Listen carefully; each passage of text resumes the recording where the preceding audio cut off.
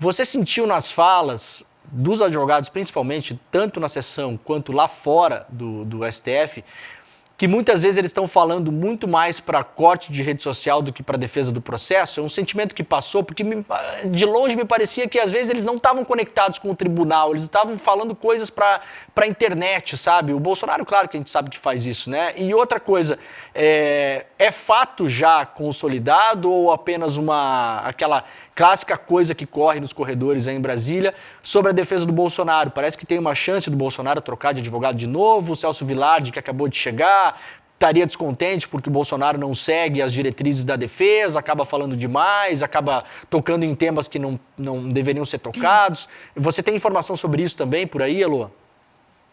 Olha, primeiro, não vi advogado falando como se fosse para rede social, não me pareceu isso não.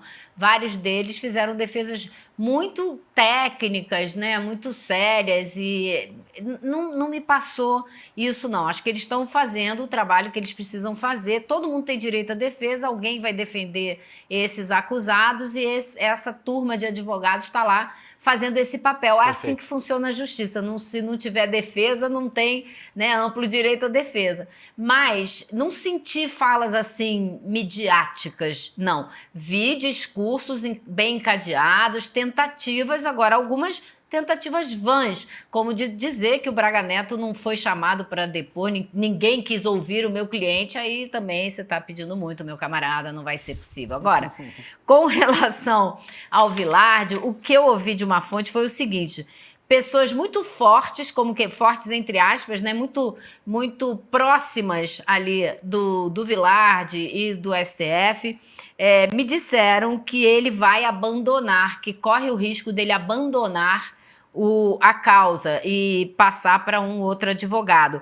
Mas essa pessoa que falou comigo me disse o seguinte: eu ainda não sei se isso é uma decisão ou se foi um desabafo, porque ele ficou muito irritado com aquela entrevista, que não foi uma entrevista, foi um palanque de 50 minutos, até no fim do dia ele até deu uma entrevista, né, porque ele respondeu algumas perguntas, mas naquele primeiro momento, na rampa de acesso ao anexo 1 do Senado, o Bolsonaro simplesmente fez discurso. Ele levou um papel com algumas anotações, que era onde ele ia centrar a fala dele, depois ele guardou o papel e descambou para outras coisas. E ele não queria. Aliás, essa pessoa que falou comigo, que é do meio jurídico, me disse o seguinte: o Villardi é um advogado muito sério, muito técnico, e ele não queria que Bolsonaro falasse nada, ele queria preservar o cliente. Mas Bolsonaro decidiu abraçar, como sempre, a luta política e foi fazer aquela declaração.